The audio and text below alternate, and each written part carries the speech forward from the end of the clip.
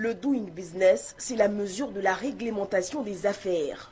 En des termes plus simples, c'est un rapport que produit la Banque mondiale pour dire aux investisseurs qu'il est facile de faire du business dans le pays. À cet exercice, la Côte d'Ivoire, depuis ces 10 dernières années, était abonnée au dernier rang. Il y a à peine 2 semaines, le rapport a toutefois annoncé de nettes avancées. Sur la 177e place qu'elle occupait, la Côte d'Ivoire est aujourd'hui à la 167e place. Mieux, le pays fait partie des pays les plus reformateurs de l'année 2013. Un environnement des affaires de classe internationale est une des conditions nécessaires pour promouvoir le développement du secteur privé en Côte d'Ivoire et donc pour soutenir la croissance économique et la création d'emplois.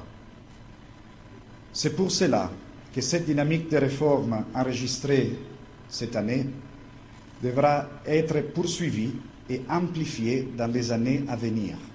Le rapport des réformes 2014 enregistre de bons points, notamment sur la création d'entreprises, l'exécution de contrats et le transfert des propriétés.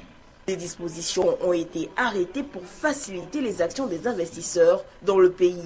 Mauvais point toutefois pour le commerce transfrontalier, le paiement des taxes et des impôts et surtout l'accès à l'électricité.